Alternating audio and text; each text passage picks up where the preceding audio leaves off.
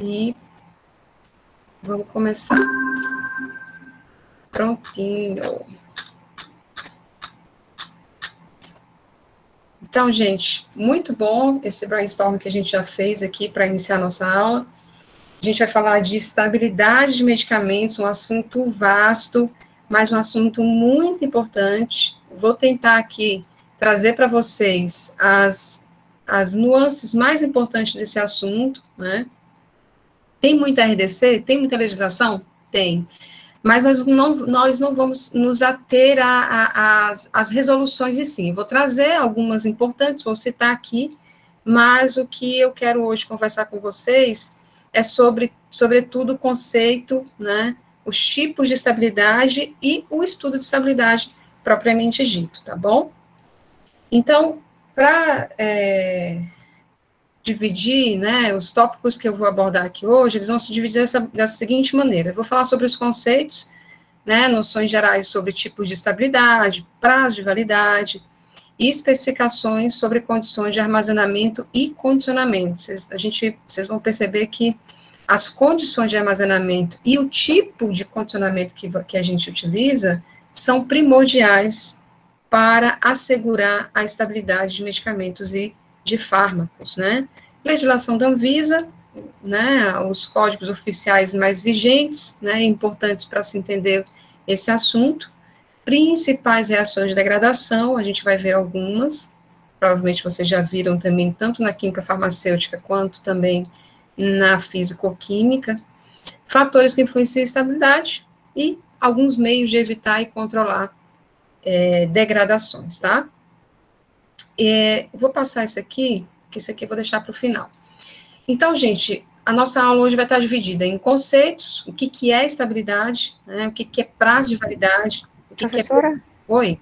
Rapidinho, eu acho que a senhora esqueceu de apresentar a tela. Putz, ainda bem que você... também não está aparecendo. Ai, gente, ainda bem que vocês me avisaram. Não é a primeira vez, não, viu? Que bom, obrigada. Oh, meu Deus, vamos lá.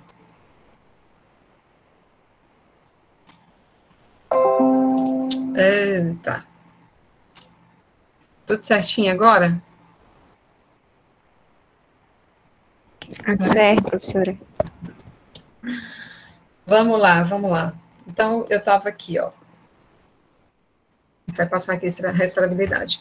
Então, a aula vai ser dividida dessa maneira, tá? A gente vai falar de conceitos, né? O que é estabilidade, o que é prazo de validade e o que é o perfil de estabilidade. Depois, a gente vai falar dos tipos de estabilidades, né? É importante a gente conhecer, porque são... na verdade, gente, essa apresentação de tipos de estabilidade é algo didático, né? A gente vai perceber depois que, dentre os tipos de estabilidade, né, não dá para você definir, houve só estabilidade, houve só o que foi afetado foi apenas a estabilidade química ou a estabilidade física. Você vai ver que a estabilidade, né, são vários processos juntos, né? Se você tem, muitas vezes, um processo de estabilidade químico, provavelmente você vai ter um físico também, e vice-versa. Então, é um processo encadeado, né? São ações que acontecem em cadeia. E, para finalizar, né, os estudos de estabilidades que são preconizados pela Anvisa, tá? Para medicamentos. E, claro, os principais fatores que interferem, né? A gente sabe que os fatores externos, também conhecido como fatores extrínsecos, né, são muito importantes. A gente vai ver temperatura, luz, umidade, e os fatores intrínsecos, né, ou internos, que são referentes à produção ou à forma farmacêutica, tudo bem? E aí, para nós começarmos a nossa conversa, eu vou fazer uma breve revisão aqui do conceito de estabilidade, né? Então, gente, a estabilidade de um medicamento ou de um IFA, né? Será que todos sabem aí o que é um IFA? A gente ouviu tanto falar em IFA, né, esses tempos aí. Todo mundo sabe o que é um IFA, mas eu vou deixar para depois. Então, é a capacidade de um IFA ou medicamento dentro de um recipiente, né? Dentro de um recipiente, embalado, fechado, em manter suas características, né? Como atributos de qualidade, né, teor de IFA, de fármaco ou produtos de degradação, seguranças e especificações num determinado período de tempo. E esse período de tempo é o que nós chamamos de período útil ou prazo de validade, né?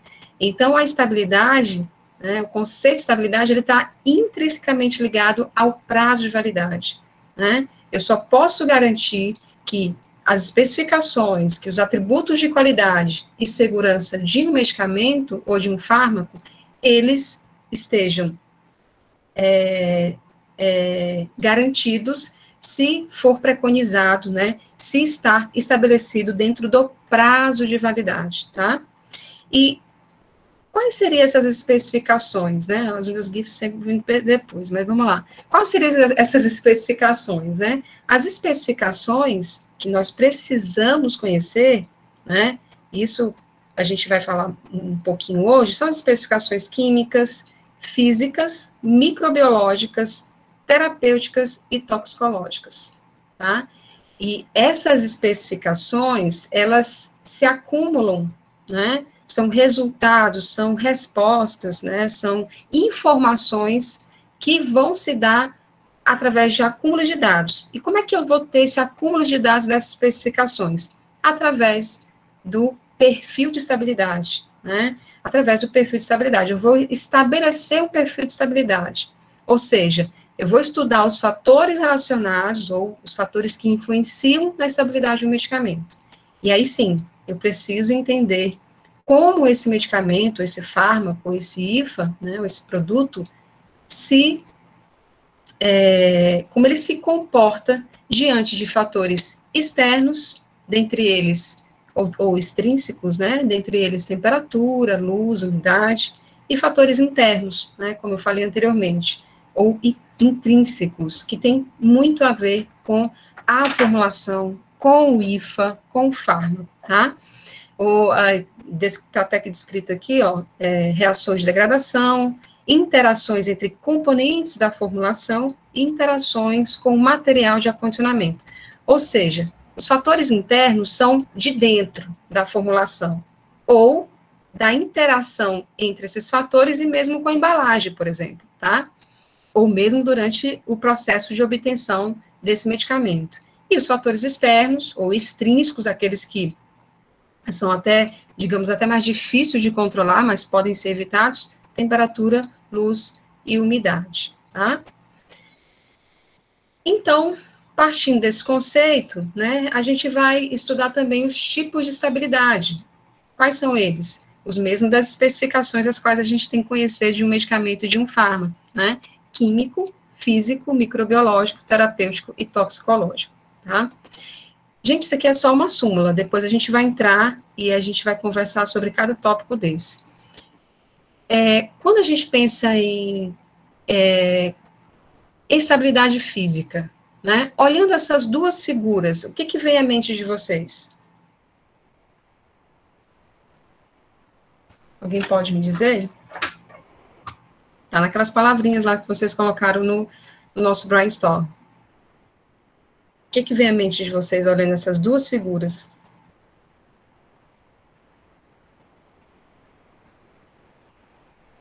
A alteração das propriedades físico-químicas? Tá, e o que você percebe? O que é mais, comparando uma figura a outra, o que é mais perceptível? Assim, no geral, a gente vê que a figura do meio, provavelmente esse medicamento ele não estava condicionado da forma adequada, né? Uhum. E o que você visualiza aí, Kennedy? Ai, professora. O que tu O visualiza? medicamento foi degradando. E visualmente, qual é Teve a uma alteração diferença? completamente Quando você olha para essa figura e olha para essa figura, o que te vem, né, em relação à tua percepção já enquanto farmacêutico? Foi profunda essa pergunta, né?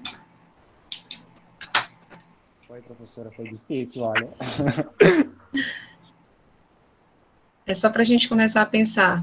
Mas você falou uma coisa muito importante, né? Você falou que provavelmente houve uma degradação aqui, né? E as propriedades físico-químicas, elas foram afetadas.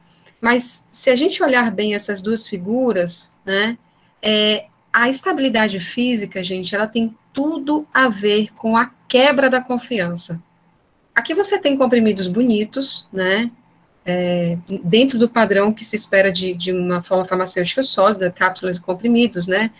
Completamente lisinhos, né? Com as suas cores estabelecidas, tudo muito bonito. Aqui ao lado, você vê a degradação física, né? E que provavelmente houve química também, mas com o visual, que é o primeiro contato que você tem aqui, né, olhando essa figura, você já vê que alguma coisa aconteceu, algo aconteceu de errado, e provavelmente ninguém, por mais que você não tenha conhecimento, provavelmente ninguém ia querer usar esse comprimido aqui, né? Ele tem manchas, né? Ele tem manchas. Tem um aspecto que a gente fala poroso, né? Provavelmente está perdendo aqui, está tendo algum processo de lasca, de friabilidade, como a gente já viu lá na farmacotécnica 1. Então, o que eu quero chamar a atenção para vocês agora, nesse momento, até a gente chegar lá nos pormenores, é que a estabilidade física, ela está muito ligada à questão da segurança, né?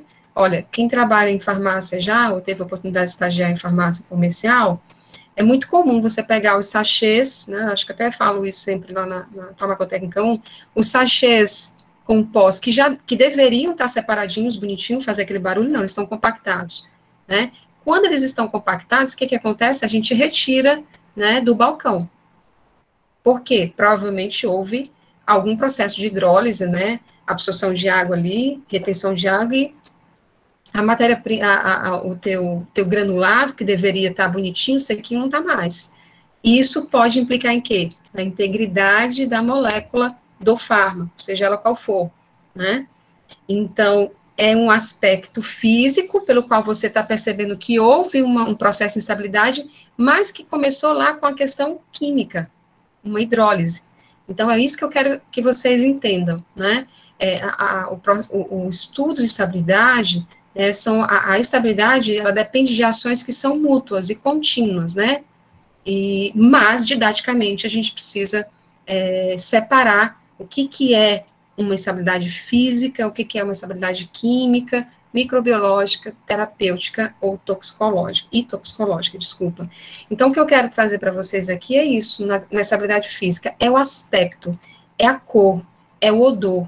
Então, na estabilidade física, a gente tem que estar atento às características organolépticas, né? Organolépticas, então é isso, é o visual, é o cheiro e o sabor, né? Então, na estabilidade física, você tem que garantir a segurança e a inocuidade do teu medicamento, né? Por isso que a gente fala muito em quebra de confiança, porque muitas vezes uma instabilidade química, ela não é visível ao olho nu, né? Muitas vezes ela não é visível ao olho nu. Então, essa questão da confiança está muito ligada ao aspecto, né? Ao visual. Tudo bem, gente? Acho que tem alguém que quer entrar aqui, deixa eu me ver rapidinho. Tem alguém querendo entrar? Se vocês tiverem acesso aí ao WhatsApp de quem está querendo entrar, só me avisar, tá? Tudo bem, gente? Então, nós temos a questão da segurança, inocuidade e quebra de confiança, né, se houver um processo de instabilidade física. E na estabilidade química? Na estabilidade química, a gente vai estudar um pouquinho, ou pelo menos relembrar, algumas reações de degradações, ou pelo menos as principais reações de degradação, né? Dentre elas,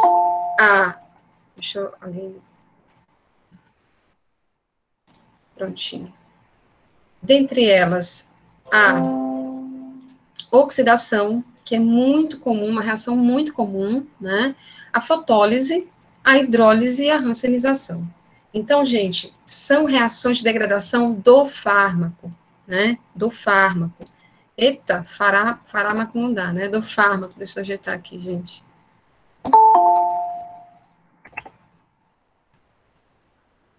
Fármaco. Prontinho. Gente, tudo bem? Tranquilo? Então, vamos lá. Tá? E depois nós vamos ver um pouquinho mais da estabilidade microbiológica, né?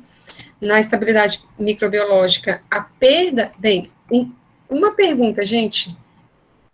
Quem é que sofre quem é que vai ser afetado, né, num processo de instabilidade química? Quem é o principal afetado num processo de instabilidade química?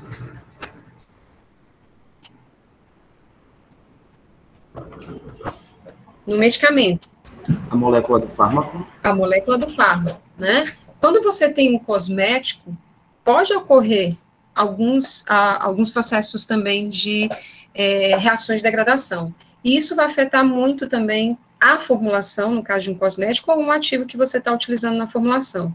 Mas, para medicamentos, né, o principal afetado é o fármaco, né, que pode perder sua estabilidade, ou até provocar reações não esperadas, não é nem reações diversas, mas reações não esperadas, que é o caso da ranceinização para alguns fármacos, tá?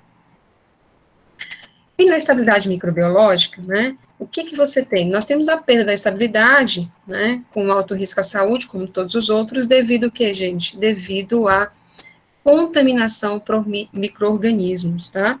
Então, essa contaminação por micro-organismo pode também afetar a estabilidade química e física, né? A estabilidade química e física. E por muitas vezes, em algumas situações, isso pode ser perceptível, tanto pela cor quanto pelo odor desagradável. Então, a estabilidade microbiológica, gente, ela é um estudo que deve ser realizado tanto no ambiente produtivo, matérias-primas, conservantes, quando cabível, né, a utilização, e os processos de esterilização, eles devem ser utilizados quando necessário também, tá? Então, eu pergunto a vocês, quais os tipos de formas farmacêuticas que estão mais susceptíveis a um processo de instabilidade microbiológica? Quais seriam? Líquidos. Líquidos. Em escala... Semissólidos. Semissólidos, perfeito. Líquidos e semissólidos, por quê? Porque a gente tem água, né? Por isso que os sólidos, as formas farmacêuticas sólidas, são tão mais estáveis, né? São muito mais utilizadas. Claro, tem o fator econômico. A gente sabe que para produzir uma tonelada de comprimido é muito mais barato, muito mais fácil do que produzir uma tonelada de xarope, ou de uma suspensão, ou de uma solução, né? Mas como, geralmente, né, os processos de obtenção de formas farmacêuticas sólidas e a forma em si, ela não tem água residual. Então, isso já evita muito o processo processos de instabilidade microbiológica. Mas, muito bem, vocês estão muito afiados, viu? E, por fim, a estabilidade terapêutica toxicológica, gente, que, olha só, elas são resultado da perda de todas as outras estabilidades que a gente acabou de falar, né? Então, o que acontece é que quando a estabilidade química, ou a estabilidade física, ou a estabilidade microbiológica, ela é afetada, a consequência é a perda da estabilidade terapêutica e, muitas vezes, a toxicológica, ou seja, você perde a inocuidade, né? O que a gente tem que assegurar na estabilidade? A inocuidade do fármaco, a inocuidade do medicamento, ou seja, ele deve ser bom para o que está sendo utilizado, para o que está sendo aplicado, e não provocar reações não esperadas. Eu não estou falando de reações adversas, porque as reações adversas são esperadas, tá? Posso citar aqui o caso da talidomida, por exemplo, né? A talidomida é uma mistura rancêmica, mas a gente tem lá o enantiômero que é ativo, e o enantiômero que, se em contato com uma enzima que as grávidas produzem durante a gestação, você pode ter efeitos aí teratogênicos, né? E aí a gente pode imaginar nisso. Se eu perco, né, algum tipo de estabilidade, dentre eles química, física, microbiológica, né, o que pode acarretar é também a perda da estabilidade terapêutica e toxicológica. E aí, gente, quais os objetivos do estudo de estabilidade, né? Vários, e muito importantes. Eu não coloquei aqui numa, como é que eu posso dizer? Não é ai, gente, não é uma sequência que eu estou dizendo que é mais importante ou não. Todos são, esses objetivos todos precisam ser alcançados. E dentre eles, conhecer as rotas de degradação e os principais produtos de degradação de um fármaco, quando você está desenvolvendo um medicamento, né? Estabelecer a formulação e o processo produtivo ideal, né? A gente vai ver que o processo produtivo pode afetar a estabilidade de um fármaco, né? Estabelecer o ideal de acondicionamento, a gente vai ver logo mais a importância de escolher, de se conhecer primeiro o material, né, que você está, o material do recipiente que você está utilizando para acondicionar, estimar o prazo de validade. Gente, isso aqui é questão de prova, tá? Esses objetivos de estudo de estabilidade, questão de prova, então pode tomar nota aí. E, por fim, garantir que o produto mantenha as características originais durante todo o prazo de validade, ou seja, segurança e eficácia. Agora, gente, vamos lá. Só há uma forma de garantir que essas especificações, que esses atributos de qualidade do medicamento, depois que ele é produzido, só uma maneira de garantir que ele vá, de fato, manter essas especificações durante o prazo de validade. Se houver se houver um armazenamento correto, né? Não adianta eu comprar, por exemplo, um antioxidante, né? Um creme antioxidante aqui para o rosto, e sair com ele na minha bolsa, né? Nesse calor bem, esse clima de inverno de Santarém, e achar que o meu princípio ativo vai ficar lá intacto, né, que o meu ativo vai ficar lá intacto. Então, o armazenamento, né, correto, né, isso é muito importante para a gente poder ter essa confiança e confiabilidade do prazo de validade. Então, esses são os objetivos do estudo de estabilidade. E aí, sim, a gente precisa conhecer a RDC 318 de 2019, e nessa RDC vão estar lá descritos. Essa RDC, ela foi renovada, não, gente, a anterior foi revogada, tá? E em 2019 ela foram feitas algumas correções e alguns acréscimos nessa RDC, por isso que eu estou trazendo aqui, a RDC 318, 2019, ela vai tratar de estudos de estabilidades preconizados pela Anvisa, tá? Para o registro de medicamentos. E lá você vai encontrar vários tipos de estudo de estabilidade, dentre eles os principais, estudos de degradação forçada, né, e que aí já tem e você vai precisar de uma outra RDC, que é a RDC 53. O que se faz no estudo de degradação forçada? É conhecer o perfil de degradação do medicamento, né, saber qual produto de degradação que esse fármaco também pode produzir. E aí nós vamos para os estudos de estabilidade das fórmulas farmacêuticas, ou seja, dos produtos acabados, dos medicamentos. Aqueles que a gente alguns aí já devem conhecer, né, e a gente faria, né, nessa disciplina, né, vamos ver se no estágio a gente já consegue retornar às nossas atividades práticas. A Amanda, que está aí, né, Amanda, trabalhando no controle de qualidade, deve estar bem por dentro desse assunto e deve saber a importância do controle de estabilidade para um ambiente de produção de medicamentos, né? E aí nós vamos ter 3 tipos principais: acelerado, de longa duração, e também o de acompanhamento, que não está aqui, né? Não sei se eu estou chamando tá aqui, pronto, de longa duração e acompanhamento. No acelerado, gente, eu quero que vocês entendam essa diferença. Nós vamos falar sobre isso lá no final da aula. É o que eu falei para vocês, eu estou fazendo um esquenta aqui. Uma coisa importante para discernir é o seguinte: no acelerado, né, ele tem a função de selecionar as formulações, né, você tem lá um rol de formulações, né, com diferentes concentrações, ou mesmo diferentes concentrações do fármaco, enfim. Você tem lá várias formulações, né? Vários pilotos, digamos assim. No estudo acelerado, você vai ter condições de armazenamento, né? Condições de temperatura, todas extremas, porque eu quero ver, né? Eu quero ver até como que essas formulações se comportam, né? E aí também tem a questão das embalagens adequadas, né?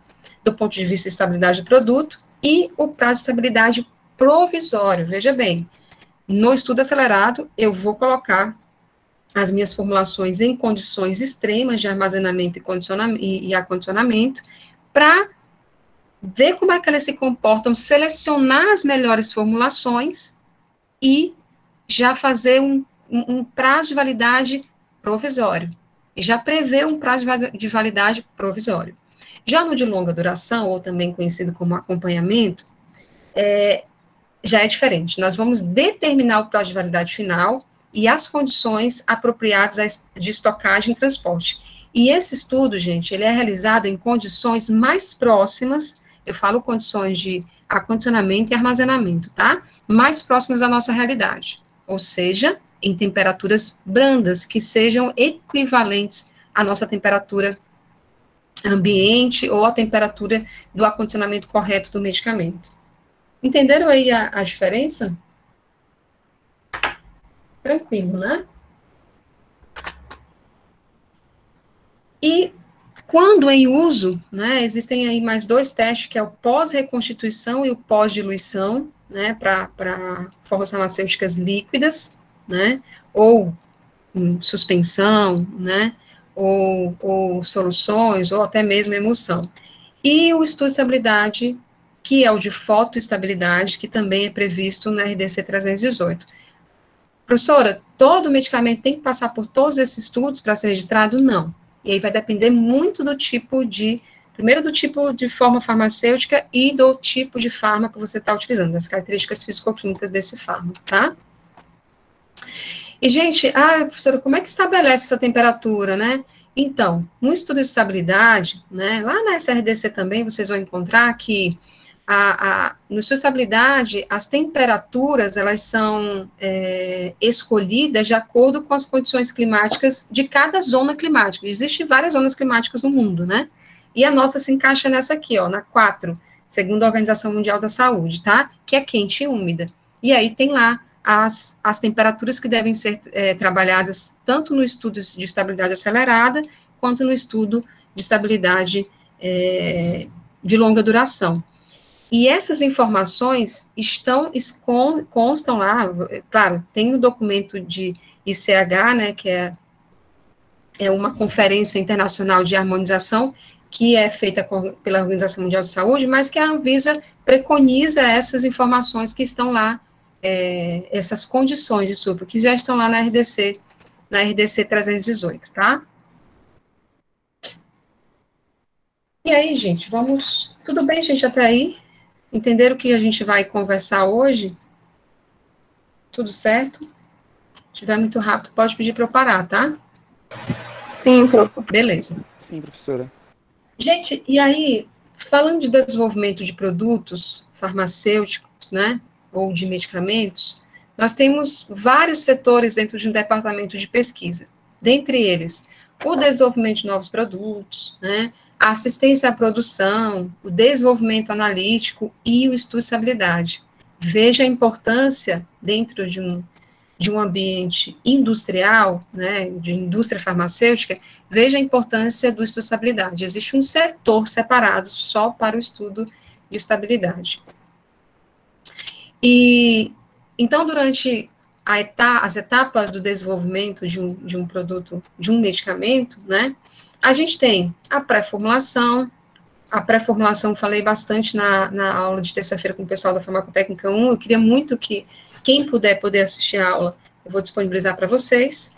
Depois da pré-formulação, né, daqueles aspectos, levar em consideração aqueles aspectos biofarmacêuticos, né, como características inerentes ao fármaco, né, características inerentes à biodisponibilidade, à via de administração, ou características referentes às questões terapêuticas, né?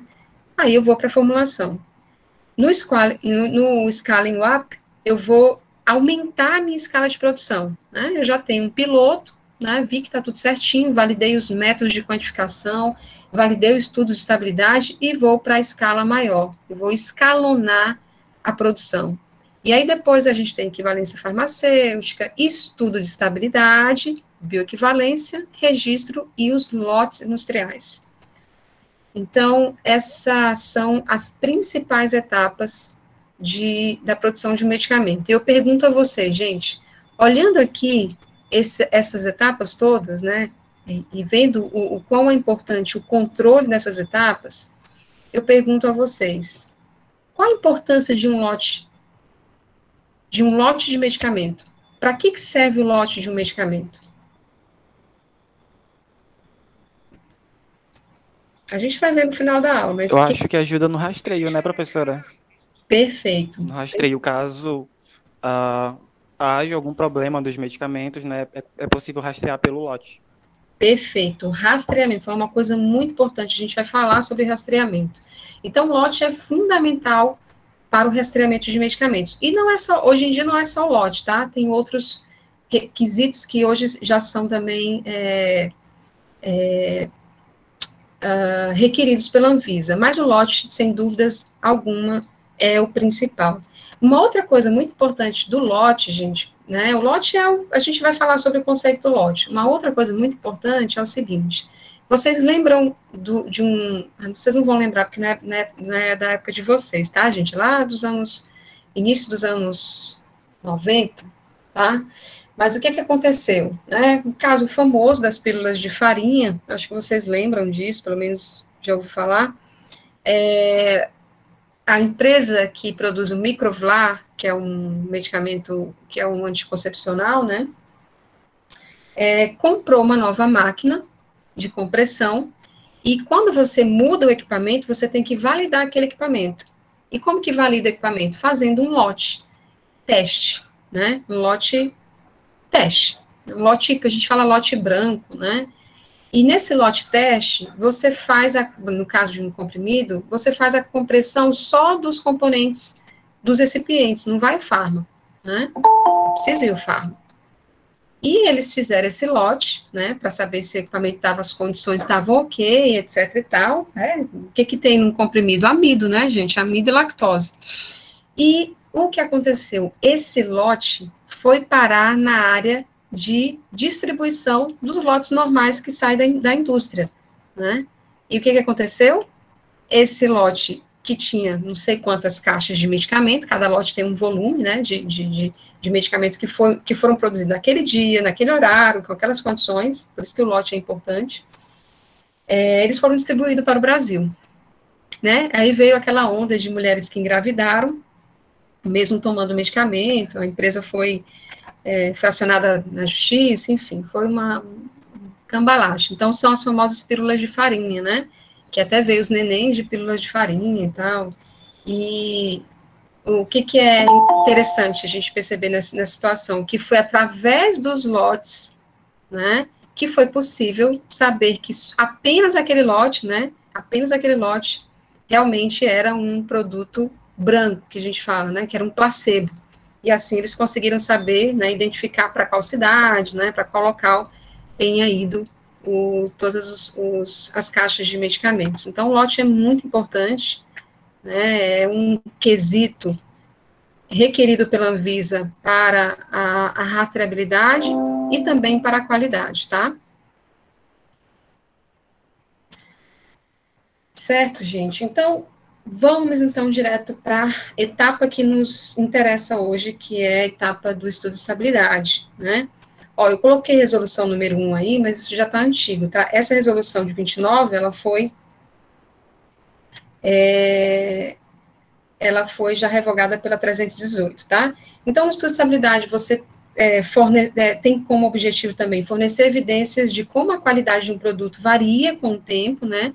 Sob a influência de fatores ambientais, os chamados fatores extrínsecos, né, ou fatores externos, temperatura, umidade, né, e e recomendar condições de armazenamento adequadas também. Então, lembra que eu falei para vocês das clínicas, das zonas climáticas, né, definição. A nossa zona climática, ela se encontra aqui, ó, na 4B, clima quente e muito úmido. Então, a temperatura de cinética média, ou a temperatura de cinética que a gente vai utilizar como ideal para armazenamento, pelo menos, é 30 graus Celsius. E até 75 a umidade relativa. Tudo bem, gente? Então, essas são as condições para qualquer ensaio de estabilidade no Brasil, tá? No Brasil e em outros países também. Certo, chato, né, gente, essa parte, mas eu vou trazer aqui para vocês algumas RDCs que são importantes, tá? Então, algumas legislações sanitárias, né, da Anvisa, que exige o controle da estabilidade dos medicamentos para definição e acompanhamento do prazo de validade dos produtos a serem comercializados. A primeira que eu vou trazer para vocês, de fato, é a resolução RDC número 318, né, de 2019, é essa que vai descrever como deve ser feito os estudos de estabilidade, né, ou seja, ela estabelece os critérios para a realização desses estudos, né, tanto dos insumos farmacêuticos ativos, medicamentos, excetos biológicos, e dá também outras providências. Ah, tá, a resolução 29, aquela que eu achei que não foi essa que foi, tá certo, a resolução 29, gente, desculpa pelo meu erro, tá? Esse guia ainda está em vigência, o guia para a realização de estudos de estabilidade, ele também traz algumas informações importantes para a realização desses estudos. A RDC 301, que dispõe sobre boas práticas de fabricação de medicamentos, a antiga 210, ela foi reformulada agora em 2019, tá? E, por fim, a RDC 67, de boas práticas de fabricação em manipulação e preparações magistrais, que, por sinal, está bem antiga, a data aí do 8/10/2007, não houve mais nenhuma, pelo menos até que eu saiba, né? Não sei que a Amanda saiba de algo novo que tenha saído, acho que não. Em termos de RDC, não. Saíram algumas resoluções, mas RDC não. Então, acho que boas práticas de manipulação, com certeza, ainda é uma resolução antiga, tá? Então, essas são as principais resoluções de suma importância para o estudo de estabilidade, né? Para se preconizar o estudo de estabilidade. A 301, gente, eu já deixei lá no Classroom, que a gente vai utilizar ela para a nossa aula de boas práticas de fabricação, tá? E só para a gente não perder a mania, isso cai em prova também, porque conceito é importante, tá? É muito importante.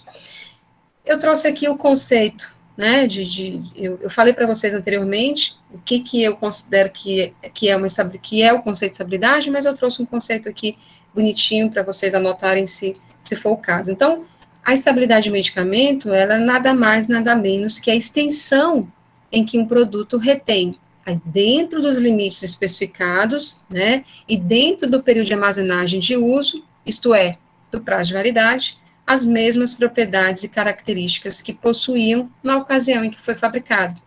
Então, esse é um dos conceitos para a estabilidade de medicamentos.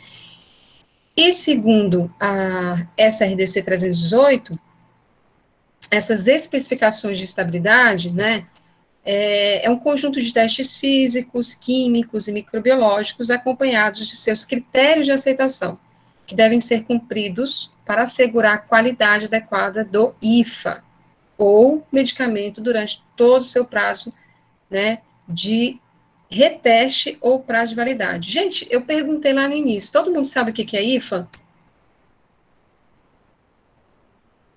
Você falou tanto em IFA agora, né? Ou passaram a conhecer depois das vacinas? Não é insumo farmacêutico, professora? Isso, exatamente. IFA, né, é o insumo farmacêutico ativo. É porque esse termo, né, foi muito utilizado agora com a questão da produção de vacinas, e muita gente não conhecia o termo IFA, né, não sabia que era o termo IFA, mas está lá, está na resolução 318, e esteve já em resoluções anteriores também. Então, o IFA é o insumo farmacêutico ativo, ou fármaco propriamente dito, né, qualquer substância introduzida na formulação de uma forma farmacêutica que quando administrado em um paciente, atua como ingrediente ativo. Podem exercer atividade farmacológica ou outro efeito direto no diagnóstico, cura, tratamento ou prevenção de uma doença, podendo ainda afetar a estrutura e funcionamento do organismo humano. Então, o IFA, né, que é o insumo farmacêutico ativo, é tudo aquilo que vai ser direcionado para o tratamento, né, seja na forma do tratamento dos sintomas, diagnóstico, né, ou prevenção de uma doença. Então, esse é o famoso IFA. Gente, conceito, né? Acho que vocês já estão carecas de saber. Alguém tem alguma dúvida sobre o conceito de estabilidade de medicamentos? Alguma dúvida? Até agora não, né? Então tá bom, então tá ótimo. Então é isso, o prazo de validade, quando a gente fala em conceito, né? Cara, existe esse conceito aí bonitinho da Anvisa, mas você pode fazê-lo com suas próprias palavras também, né? Inclusive na prova, tá? Então, pensando que um medicamento, ele tem os seus atributos de qualidade, né? Como teor, concentração, segurança, né? Especificações químicas, físicas, microbiológicas e terapêuticas, né? Esses atributos, eles devem ser garantidos durante um período útil, né? Que a gente chama de prazo de validade. Então, ele deve, sobretudo, estabelecer que o medicamento deve conservar as seguintes condições: concentração do fármaco, ou teor, eficácia terapêutica, inocuidade, não se esqueçam dessa palavra, inocuidade, características organolépticas e características farmacotécnicas. Então, essas são, gente, condições primordiais para que, de fato, você possa falar aquele jargão, né? Olha, um medicamento precisa ter segurança, eficácia e qualidade. Então, tá aqui, ó. Para que o medicamento tenha segurança, eficácia e qualidade, ele precisa, né, esse produto precisa garantir que durante um período útil, durante seu prazo de validade, todas essas condições estejam exatamente iguais às quais estavam quando ele foi produzido. Tudo bem, gente? Alguém escreveu algo aí eu só escutei aqui o barulhinho, mas eu não consigo ver, tá? Se alguém puder falar, eu agradeço. For alguma pergunta, algo do tipo. E para isso, né, para a gente começar a entender o porquê de se fazer um estudo de estabilidade, a gente tem que entender dos fatores que interferem na estabilidade de medicamentos. Nós falamos lá no início, né? Nós temos os fatores extrínsecos ou externos, intrínsecos ou internos, que referem-se a fatores pelos quais o produto está exposto, né, que são os fatores externos, e fatores relacionados à própria natureza das formulações, e, sobretudo, a interação dos seus recipientes ou com o material de acondicionamento. E aí eu trouxe alguns exemplos aqui, né, pelo menos os mais importantes, de fatores externos ou fatores extrínsecos, né, água, umidade, temperatura, luz e oxigênio e micro-organismo. Então, esses são fatores externos que são relacionados a condições de transporte, armazenamento e de uso pelo paciente, né? O acondicionamento tem que proteger, então, a importância do acondicionamento correto, né, adequado, para proteger esse medicamento do meio externo. Mas, já de antemão, digo a vocês, né, os mais importantes, ó, estão aqui, temperatura, umidade e luz, tá? Temperatura, umidade e luz. São, de fato, os grandes vilões da estabilidade de medicamentos. E com fatores internos, eu trouxe aqui, né, pelo menos de maneira mais didática, para a gente entender, isso cai na prova, tá? Aproveitem e já coloca aí um asterisco. Interações com o ar-condicionamento, né, interações entre os recipientes, a carga microbiana em produtos não estéreis, né? A gente falou no início que as principais formas farmacêuticas que são mais susceptíveis à instabilidade microbiológica são as líquidas e semissólidas, sobretudo por conta da utilização da água como solvente, muitas vezes, né? O processo de fabricação também é considerado um fator interno ou intrínseco, tá? E algumas reações de degradação. Erros de formulação, gente, separação de emulsão, sedimento compactado em suspensão, conservante ineficaz, dissolução irregular do fármaco e dureza aumentada da forma sólida, esses são alguns erros que podem também afetar que são considerados fatores internos ou intrínsecos, que podem afetar a estabilidade de medicamentos, tá? Então, um erro na formulação também pode afetar a estabilidade de um medicamento ou mesmo do fármaco. Então, eu gosto dessa figura aqui só para a gente entender melhor. Considerações sobre estabilidade, essa figura não, esse fluxograma, né? Considerações sobre estabilidade no desenvolvimento de um medicamento, né? Então, você tem aqui o princípio ativo, né? Ele deve ser compatível com os recipientes. Eu estou aqui na pré-formulação. Na pré-formulação, o que eu faço? Eu conheço meu fármaco, né? Preciso saber qual as propriedades fisicoquímicas, né? Qual pH que ele se dissocia, ou qual pH no qual ele é estável e instável também. Vejo se é compatível com os recipientes que eu quero utilizar, né? Se a forma farmacêutica é a forma ideal para a incorporação desse fármaco, e vou para o processo de desenvolvimento, né? E aí sim, com as operações farmacêuticas, eu tenho a obtenção do produto final. Esse produto final, ele deve garantir que a embalagem, não haja interação com a embalagem, né?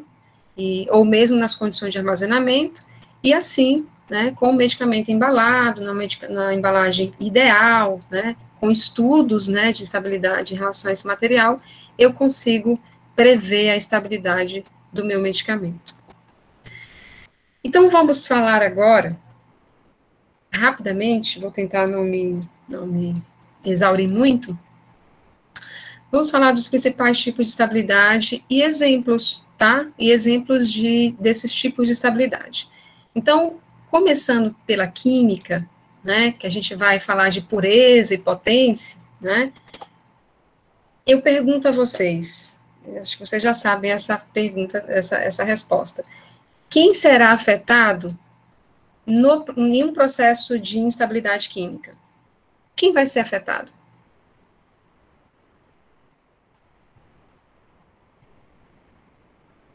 O paciente. Antes do paciente. A molécula do fármaco, professor. Isso, pensando na forma farmacêutica, né, que esse fármaco está incorporado, a molécula do fármaco. E se a molécula do fármaco é afetada, a sua forma farmacêutica também pode ser afetada e, consequentemente, a ineficácia terapêutica ou uma ação toxicológica, né, ou uma evidência toxicológica que pode ser acometida a esse paciente. Então, gente, para falar de estabilidade química, a gente precisa ver rapidamente alguns mecanismos principais de degradação química: hidrólise, oxidação, fotólise e outros, a exemplo da rancenização. Esses mecanismos de degradação química, vocês já viram, né? Só para eu saber. Já viram? Sim, professor. Sim, né? Ótimo, pronto. A gente só vai pincelar aqui, tá? Porque aqui eu só quero que vocês entendam a nível de farmacotécnica, tá? E a estabilidade química, ela depende, claro, como a gente falou anteriormente, muito, muito, muito dos fatores externos, né? Umidade, porque é no meio líquido que as reações de decomposição aumentam e acontecem. Temperatura, que é o maior catalisador de reações químicas. Luz, que também pode ser um catalisador. E pH também, que pode ser um catalisador. Então, gente, a estabilidade química de um fármaco, né, ou de um medicamento, ela está intrinsecamente ligada aos fatores extrínsecos, aos fatores externos, né? Umidade, temperatura, luz e pH. Não se esqueçam disso, tá? Então, só para a gente relembrar, é importante saber que a temperatura, enquanto catalisador, ela pode acelerar de 2 a 5 vezes a velocidade de uma reação, né? Então, a temperatura é um importante catalisador, tanto de reações hidrólises, de oxidação e outras reações também, tá? E começando pela hidrólise, que é a mais simples e muitas vezes até corriqueira, é uma reação que ocorre quando uma molécula ou uma substância interage com um reagente catalisador em meio aquoso, provocando a degradação dessa molécula. Qual a relevância dessa reação? Causa uma importante e frequente degradação de fármacos, né?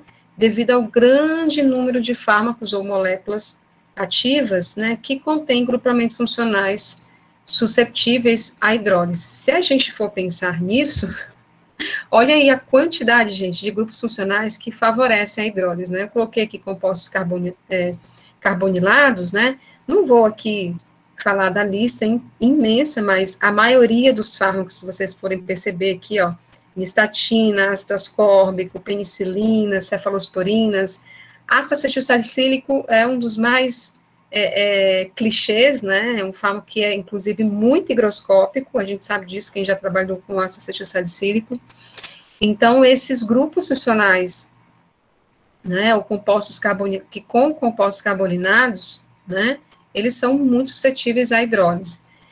E aqui eu separei alguns, né, como os ésteres, as lactonas cíclicas, amidas, lactamas, né, ou amidas cíclicas, né, e todos, né, essa reação acontece em meio aquoso, né, mas também essa reação, gente, ela pode acontecer em detrimento do pH. Por isso que a escolha do pH, eu digo isso tanto quando você está desenvolvendo um comprimido, né, que vai se dissociar no meio, porque ele vai passar pelo pH ácido do estômago, vai passar pelo pH mais básico do intestino. Então, você tem que saber a característica do seu fármaco, né, e se ele sofre, por exemplo, hidrólise, ou hidrólise ácida, ou hidrólise básica, isso não quer dizer que ele não sofre hidrólise em meio neutro, ele sofre também, tá?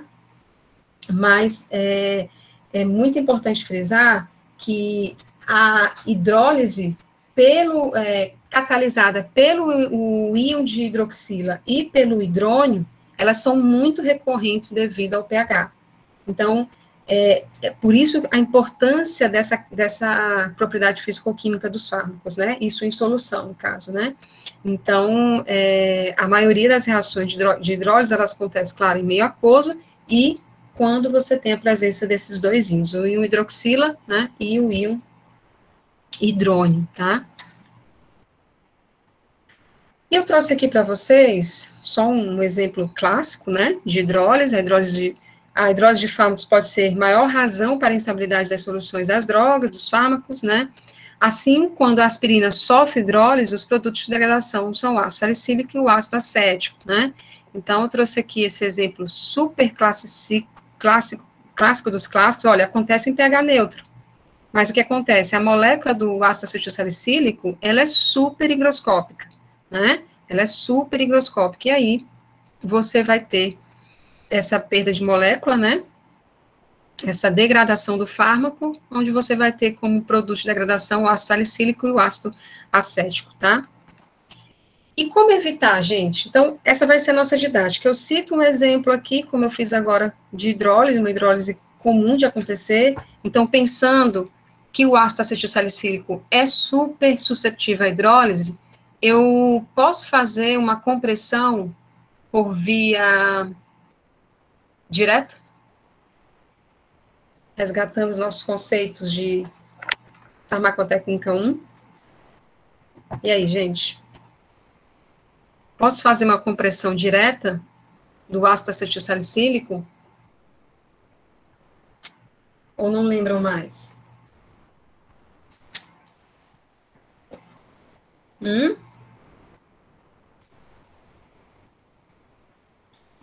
Estão por aí, gente? Não lembro mais, prof. Tá, vamos lá. Compressão direta e compressão a seco. A compressão direta, lembra quando vocês foram fazer os grânulos? A gente usou o quê? A água como solvente para fazer aquela massa lá do grânulo, né? Lembram? Então, por exemplo, o ácido acetilsalicílico, ele não é um fármaco indicado para você fazer granulação. Por quê? Porque você vai usar água, né? E o que acontece quando o ácido acetilsalicílico está em meio aquoso? Ele sofre hidrólise. Tudo bem? Então, são só esses detalhes que são importantes a gente relembrar para vocês entenderem a importância de se conhecer o fármaco que a gente está trabalhando. Então, como a gente pode minimizar, pelo menos, ou evitar a degradação hidrolítica de fármacos, né? Ó, a gente falou em temperatura, né, como um dos maiores catalisadores de reações químicas, falamos em volume de água, né, na presença de água, falamos na estrutura química do fármaco e no pH. Então, para a gente conhecer, saber como a gente pode minimizar, né, ou reduzir a hidrólise, a gente precisa pensar nos fatores que influenciam ou levam a esse processo de degradação, né? Dentre eles, o principal, a temperatura, né? Por quê? Porque a temperatura é um catalisador exponencial, digamos assim, de um processo de reação, seja ela hidrólise ou uma oxidação. A baixa umidade residual e embalagens impermeáveis, gente, isso é muito importante, né? Por isso que você tem lá os blisters, a maioria desses blisters são impermeáveis à água, né? Por quê? Porque ali você tem fármaco, apesar de estar numa forma farmacêutica sólida, sequinha, né? Eles são o quê? Higroscópicos. Alguns fármacos são higroscópicos, a exemplo do ácido acético salicílico. Por isso a importância de se ter o quê? Embalagens impermeáveis, tá? Uma outra forma, o que eu não acho muito fácil de se fazer, mas se for possível, é trocar o solvente, né, substituir a água por outros solventes, se for possível, mas é uma maneira de minimizar a degradação hidrolítica de fármacos. O pH, né, estudar o pH ótimo em que a hidrólise seja mínima ou não aconteça, né. Remover traços de metais pesados. Gente, o recipiente utilizado para isso, o adjuvante farmacêutico, é o agente quelante, né? A gente fala muito em metais pesados e tal, mas olha só, os íons metálicos, eles estão na água também, né? Não os metais pesados, desculpa. Os íons metálicos, eles estão, os traços, a gente tem na água traços de metais, né? Então, por isso que todas as formulações, seja cosméticas ou medicamentos, né, pelos quais você utiliza a água como solvente, você tem que usar um agente quelante. Por quê?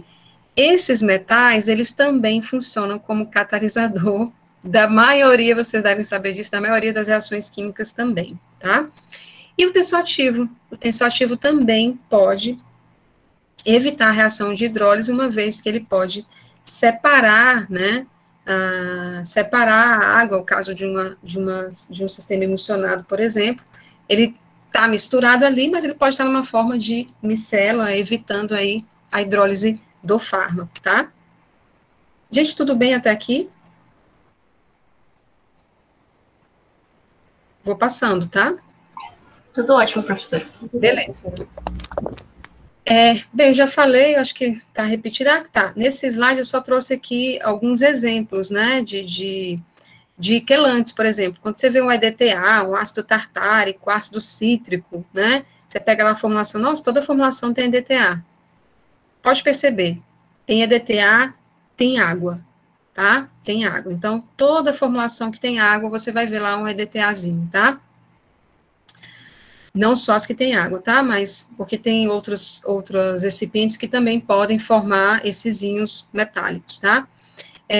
Deixa eu me ver, acho que isso, nesse slide aqui. Então, só para dar esse exemplo, a gente já falou sobre todas essas formas de evitar ou diminuir a hidrólise. E a oxidação, né? A oxidação também é um processo químico um processo de degradação muito comum, uma reação de degradação muito comum, né?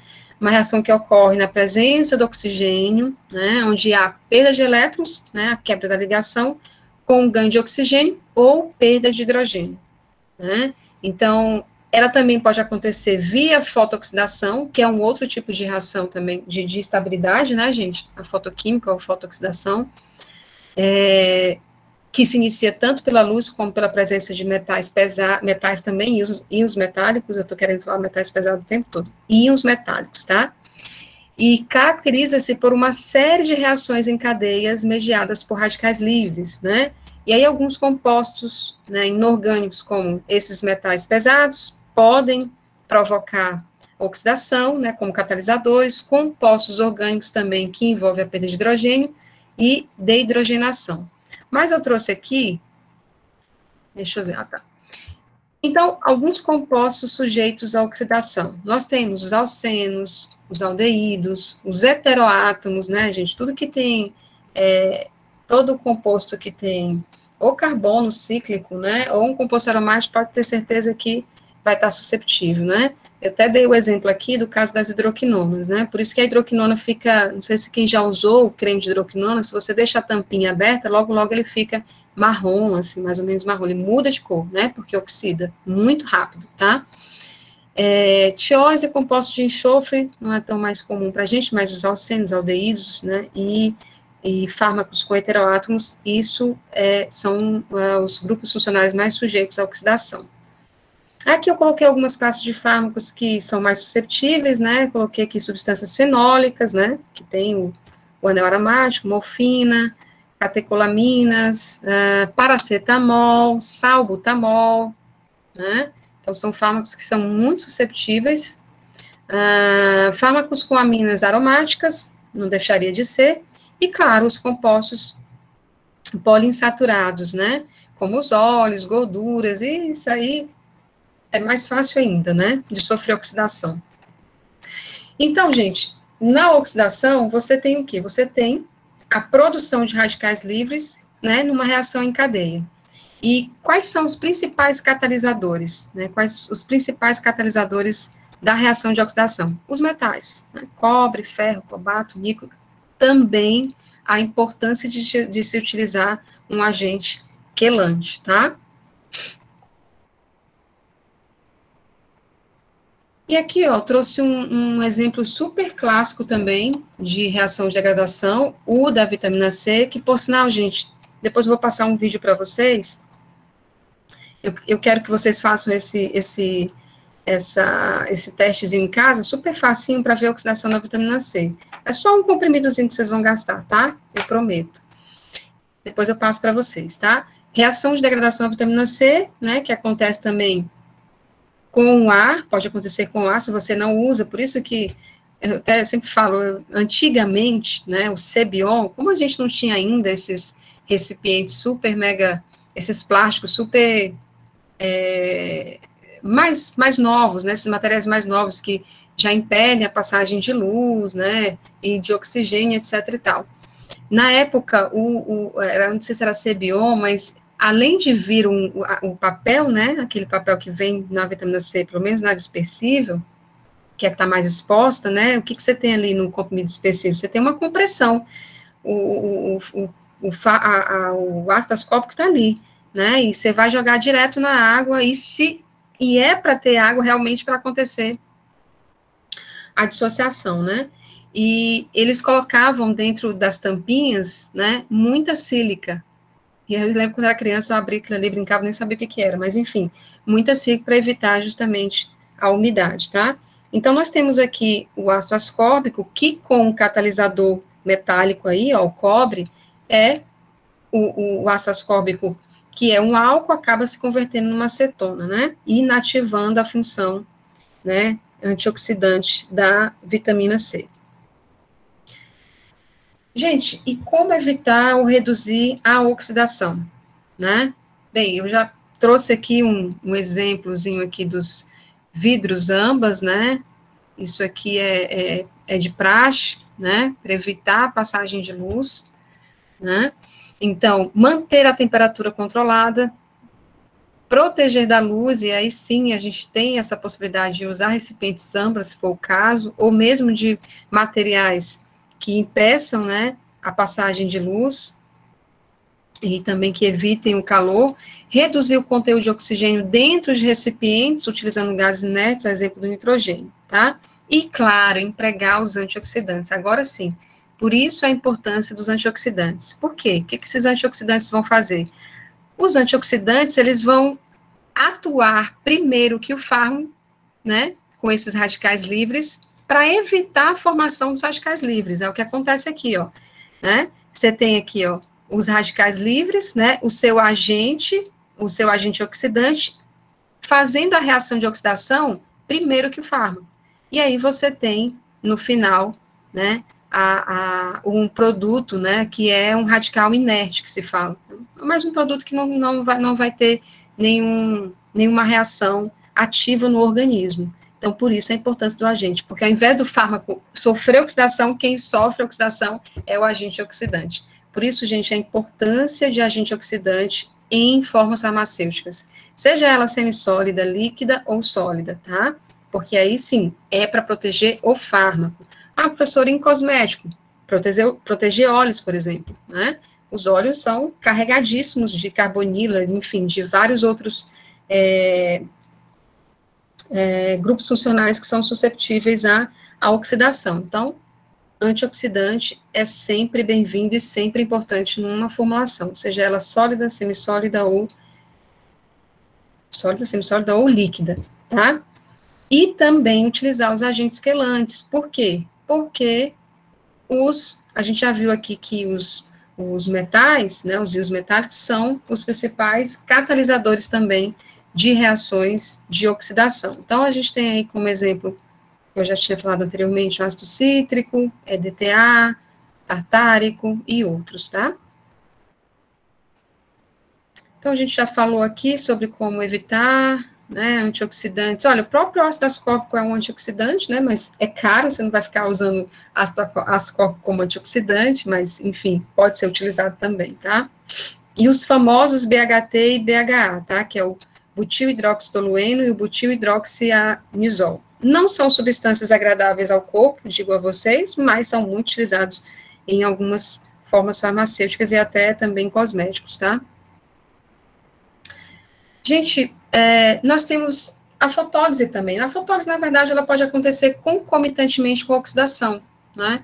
Porque o que é a fotólise? A fotólise é a degradação de fármacos que são sensíveis à luz, né? A um tipo de luz, seja ela ultravioleta, visível ou infravermelho. Mas, claro, nós temos aqui a ultravioleta, né? Que são em comprimento de ondas menores, que são as mais problemáticas para alguns fármacos, né? Então, a radiação ultravioleta, ela aumenta a energia e aí sim causa muitas reações de degradação, né? Também com formações de radicais livres no processo de oxidação, né? Só que a fotólise, gente, diferente da oxidação, ela é muito mais difícil de se prever, né? Porque a cinética de reação por fotólise, ela é bem mais complexa, né? Então, é mais difícil de se prever uma cinética de reação por fotólise, né? Mas como é que isso pode ser evitado? Principalmente, gente, com o tipo de material de acondicionamento e armazenamento, porque a gente está falando de luz, né? Então, a intensidade e o comprimento da onda de luz e o tamanho, elas vão influenciar, né? Na forma farmacêutica, no caso, se você tiver um fármaco aí susceptível à fotólise, vão influenciar na composição, na cor do recipiente e que podem afetar a cinética de reação. Então, usar o material de acondicionamento ideal, evitar esse fator da luz, você também evita não só a fotólise, mas também a oxidação de vários fármacos, né? Não só a oxidação não só a oxidação por fotólise, como também o processo de oxidação por outros catalisadores que não sejam a luz. Tudo bem, gente? Então, ó, até coloquei aqui, ó, embalagem é de suma importância para proteção contra a luz, tá? Gente, tudo bem? Tô indo rápido, como é que estamos? Tudo bem, professor.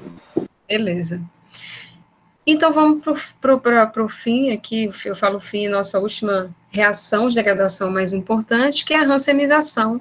Acho que vocês já viram isso na química farmacêutica, então vou só relembrar aqui rapidinho o que a gente tem na rancemização, né? A gente tem fármacos que são enantiômeros, né? Que são moléculas que que não são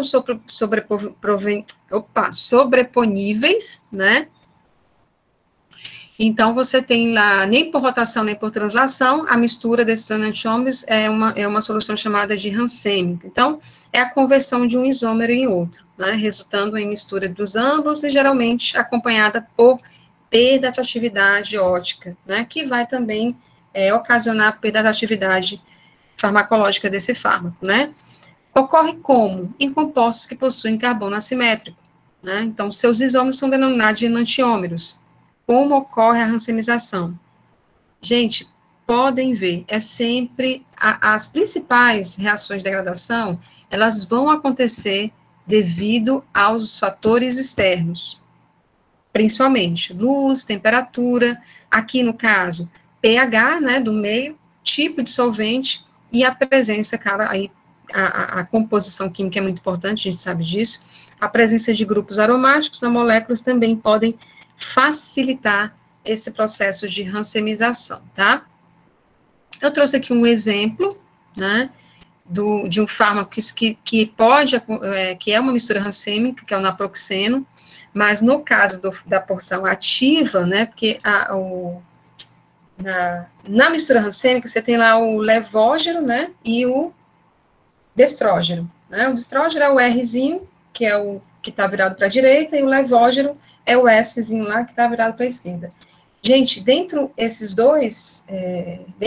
dois isômeros, o esquerdo, que é o S, o levógero, é o que vai ter sempre maior atividade farmacológica, tá? Então, nesse caso aqui, ó, do naproxeno, ele é fornecido na forma S, né, e suas preparações, por isso as preparações requerem um controle de pH para não haver racemização, porque dependendo do pH, ele pode se transformar numa mistura rancêmica, porque ele pode gerar o seu enantiômero, tudo bem? E aí, como prevenir? Escolha adequada do solvente pH, proteção da luz e controle de temperatura, sempre, não se esqueçam disso, não tem erro. Aqui só para a gente exemplificar o caso da teratogenicidade da talidomida, né, que se deve a um dos seus enantiômeros. No caso, o enantiômero R, né, que é o destrógeno direito, que é esse aqui, ó, ele é o fármaco ativo, né, é o fármaco ativo. E o S-talidomida é o teratogênico. Então, o que aconteceu, né, a questão é que aqui no caso, esse fármaco, né, essa porção, né, levógera, quando em contato, né, com a enzima cerebron, que é inclusive produzida por gestantes, ela acaba provocando a teratogenicidade durante a gestação.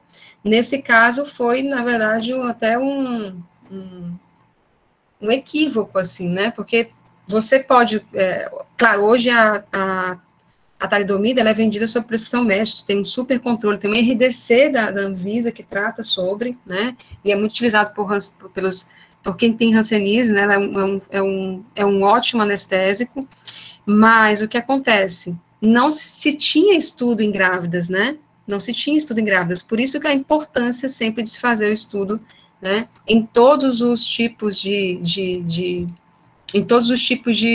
situação, comorbidades ou mesmo de situação, no caso de uma mulher que está gestante, né? Então, nesse caso, foi uma fatalidade, né? Porque o que acontece geralmente com as misturas rancêmicas é a perda da atividade. É o caso do naproxeno aqui, né? Se você não conservar, né, não fizer a produção do medicamento num pH e solvente adequado, né, ele pode virar uma mistura rancêmica, ele pode gerar o seu isômero, né? Aí perde a atividade. Aqui, no caso, não. A atividade foi ruim porque houve essa interação com essa enzima que é produzida por gestantes, tá? Gente, tudo bem em relação à estabilidade química? Alguma dúvida? Como estamos? Não, professor, eu quero ver na prova, mas até agora tudo bem. Tudo bem, então tá bom. Então, gente, ó, eu acho que a estabilidade química é realmente um tipo de estabilidade um pouquinho mais complexa, porque envolve essas reações de degradação, né? E a estabilidade física, como a gente já havia falado anteriormente, é uma estabilidade muito mais fácil de ser detectada, porque ela te dá sinais de aspecto, de cor, de odor. Então, ela te dá sinais visíveis ou sinais que você pode perceber com a cor, o odor e o olfato. Então, são aspectos, né, aspectos físicos, cor, odor e sabor. Que são o quê, gente? São características organolépticas. Então, você pode prever a estabilidade física através do aparecimento de cristais em soluções, um exemplo, dureza ou friabilidade em comprimidos, a gente mostrou aquela foto lá no início, né? Separação de fases em emulsões, é um caso, assim, típico de quebra de estabilidade física, supositórios com fusão fora da faixa ideal, né? Comprimidos e cápsulas, alteração do tempo de solução do fármaco, isso pode ser uma característica de perda de estabilidade física, aí é mais difícil de saber, você tem que fazer um estudo de dissolução. Suspensões, formação de sedimento compactado, né, porque o que é uma suspensão? A gente vai ver ainda nessa disciplina, a gente vai estudar a suspensão é uma dispersão, né, é um processo de dispersão, é um sistema disperso, mas que você tem um fármaco ali apenas suspenso, ele não está dissolvido. Isso quer dizer o quê? Que o fármaco ele vai ficar suspenso e você precisa fazer, né, você precisa agitar, redispersar esse fármaco, e aí sim, tem a ver com velocidade, com viscosidade, e a dose, a uniformidade da dose, ela está intrinsecamente ligada, né, à velocidade de sedimentação desse compactado. E esse compactado, ele não deve ser difícil de se desfazer. E quando isso acontece, você tem um processo de instabilidade física, tá? Que é a sedimentação do compactado, ou seja, a sedimentação do teu fármaco. E todas as formas de aparecimento de polimorfismo também podem ser considerados processos de instabilidade física, tá? Então, tem várias formas de se detectar um processo de estabilidade física. E, gente, não seria diferente da estabilidade química. A temperatura é um fator também de extrema importância, afeta, né, a maioria das formas farmacêuticas que nós já conhecemos, né, mas eu vou trazer aqui em especial, né, as formas farmacêuticas líquidas e semissólidas, por quê? Porque elas têm uma característica que nós vamos conhecer ainda nessa disciplina, que é a viscosidade, né, então essas formas farmacêuticas, diferente das formas sólidas, elas têm uma característica digamos assim, diferente, né, a viscosidade. E a viscosidade, ela é afetada pela temperatura, né, o comportamento reológico, né, que é a ciência que estuda essa viscosidade. O que é a viscosidade? É o quão você tem dificuldade em começar um fluxo, né, de fluir, né, então, por exemplo, uma emulsão que flui bem, ela é pouco viscosa, uma emulsão que é difícil de fluir, é o caso de uma pomada, é difícil de você espalhar ela é mais viscosa. Então, a viscosidade, ela se dá nesse sentido. A gente vai falar bastante sobre isso. E a temperatura é um grande vilão da viscosidade. Então, nós temos aqui soluções, emulsões, suspensões, semissólidos, supositórios, que dependem da temperatura, né, ideal, claro, para manter a sua viscosidade, né, para manter a sua forma correta, tá? A luz, né, também é um fator que pode afetar a instabilidade física, né, de um medicamento. Eu trouxe o exemplo também da eritrocetaurina, um tônico amargo, incolor, que pelo efeito da luz adquire coloração vermelha, voltando à sua estrutura original, incolor por aquecimento a 130 graus Celsius, né. Como evitar? Escolha correta do recipiente final do medicamento. Então, aqui é um exemplo clássico, né, onde uma embalagem, um recipiente, pode evitar um processo de instabilidade física. E por fim, ainda tem a toxicológica. A instabilidade microbiológica, a gente já viu lá no início, qual é a condição essencial? A água, né? A água é o principal componente, né, que vai aí propiciar a proliferação de micro-organismos. Então, como que a gente pode evitar, né, um processo de instabilidade microbiológica? Utilizando os conservantes adequados, né? Utilizando os conservantes adequados e, claro, fazendo os testes microbiológicos do local de produção, asepsia, né, das matérias-primas. É importante se fazer o controle de qualidade microbiológica das matérias-primas. Eu trouxe aqui alguns conservantes mais utilizados em formas farmacêuticas, né, também não são bons, tá, gente, para o nosso organismo, mas a gente consome muito, né, parabenos, clorobutamol, só pelos nomes estranhos dá para perceber que não faz bem, né? Mas é isso, é o que nós temos aí, e são conservantes muito utilizados. Agora, claro, gente, esses conservantes, eles não são utilizados em quantidades, né, que são tóxicas, mas o que a gente acredita é que a continuidade da utilização, né, quanto mais você usa, mais você também pode acumular essas substâncias no organismo. Mas a estabilidade microbiológica ela pode ser evitada retirando a água dos processos de produção, quando possível, e utilizando sempre conservantes adequados para o tipo de forma farmacêutica que você está desenvolvendo. E a estabilidade terapêutica? Lembra que eu falei para vocês que quando nós temos, né, a quebra de qualquer tipo de estabilidade, seja ela química, física, microbiológica, quem vai ser afetada? Estabilidade terapêutica e toxicológica. Mas eu quero chamar aqui a atenção também para alguns fatores que afetam, né, a dissolução e a absorção de fármacos. Por quê, gente? Qual é a função da dissolução e da absorção de fármacos? Isso vai dar em quê? Me diz aí, esse rolê aí de dissolução e absorção vai dar em quê? O que isso vai afetar? A biodisponibilidade. Perfeito. Eita, tá afinado vocês, hein, gente? Olha, chocada. A biodisponibilidade. E se afeta a biodisponibilidade, eu tô falando de quê? De estabilidade terapêutica. Então, eu trouxe aqui 3 fatores que podem afetar, 3 fatores de processo, né? De processo de obtenção de forma farmacêutica que podem afetar a dissolução e a absorção de fármacos. Dentre eles, processos de obtenção do fármaco, né? Aí, sim, isso aí é a parte de síntese, né? Isso pode afetar, sim, a eficácia terapêutica desse fármaco, né? Eu citei aqui o polimorfismo, comportamento estereoquímico, né, das moléculas, tamanho de partícula, higroscopicidade, solubilidade, tudo isso são especificidades fisicoquímicas ou propriedades fisicoquímicas do fármaco, né, que devem ser levadas em consideração, né, para a estabilidade terapêutica.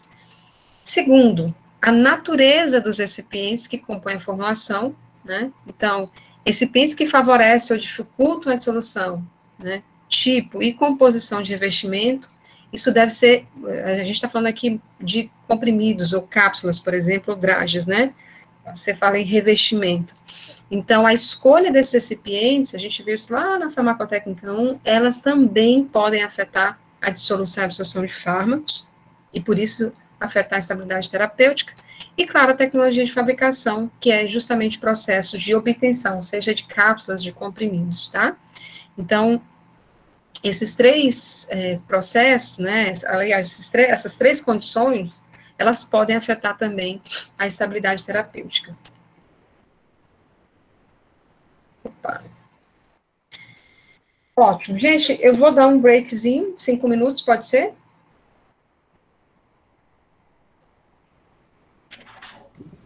Sim, professora. Tá bom? Eu vou dar um breakzinho. Pode, prof. Para não ficar tão chato, assim, só eu falando e tal, tá? E daqui 5 minutos, tomar uma água, eu volto, tá bom? Então, eu vou parar aqui essa gravação, aí eu divido essa aula aqui em 2.